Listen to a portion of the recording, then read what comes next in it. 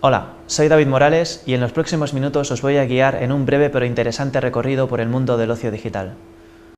La historia de los videojuegos empieza en el año 1952 con OXO, un juego de 3 en raya.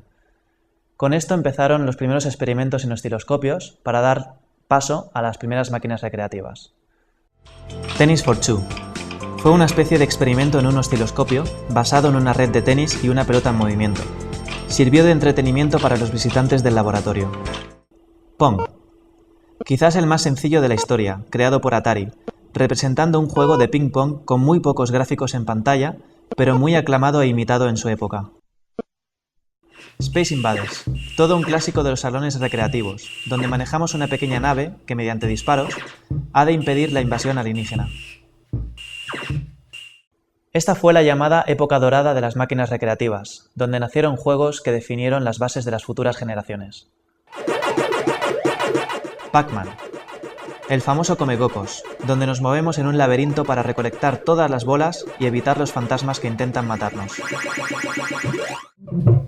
Donkey Kong, el primer juego del actual Super Mario, por entonces llamado Jumpman, donde subiendo escaleras y sorteando obstáculos intentaremos salvar la princesa de las manos del malvado gorila. Game & Watch, el precursor del entretenimiento portátil, un experimento de Nintendo basado en una máquina con un solo juego que podíamos llevar donde quisiéramos. En este periodo nació el videoentretenimiento para el hogar de la mano de la videoconsola de sobremesa de Nintendo, la NES, y la videoconsola portátil Game Boy, también de Nintendo. Los ordenadores también se unieron al mercado iniciando la memorable época de los 8 bits. Super Mario Bros. Quizás el videojuego más popular de la historia y uno de los primeros que implantó el género de las plataformas, donde el fontanero Mario debe salvar a la princesa Peach pasando múltiples fases. The Legend of Zelda, un mundo en vista isométrica y una historia de aventuras protagonizada por un elfo llamado Link. Definió el llamado género RPG, donde vamos viviendo la aventura del protagonista como si estuviéramos leyendo un libro. Tetris, un juego de puzzle muy adictivo que, aunque creado años atrás, se hizo realmente popular gracias a su versión para la primera portátil de Nintendo, la Game Boy. La época de los 8 bits llegaba a su fin, y fue reemplazada por máquinas de 16 bits como la Super Nintendo y la Sega Mega Drive, las cuales muchas veces incluían juegos muy cercanos a la calidad de los vistos en salones recreativos. Street Fighter 2, el clásico de los juegos de lucha que creó Escuela, un subgénero llamado Versus, consistente en un modo de combate de 1 contra 1. Sonic the Hedgehog, la respuesta de Sega al Super Mario Bros. De Nintendo, un juego protagonizado por el famoso erizo azul, mascota de la compañía, que se basó en un género de plataformas más enfocado a la velocidad.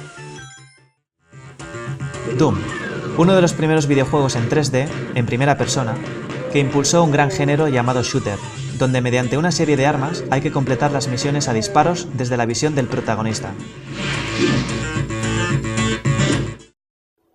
Con los gráficos 3D ya implantados, todos los géneros fueron adaptándose, aunque muchas veces de forma innecesaria. Fue un periodo reinado por la primera videoconsola de Sony, la PlayStation. Resident Evil, con la ayuda de Alone in the Dark, definió el género de los llamados survival horror, donde el personaje camina por escenarios típicos de película de terror, acabando con los zombies que se cruzan en su camino.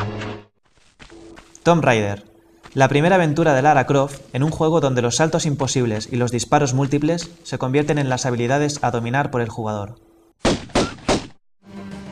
Final Fantasy VII. Siguiendo la estela marcada por el género RPG de aventuras, fue el primer juego en saber plasmar de una forma impecable una profunda historia en un entorno 3D. Las máquinas recreativas y las videoconsolas estaban a la par tecnológicamente, donde triunfaron máquinas como Sega Dreamcast, Sony PlayStation 2 y Xbox de Microsoft.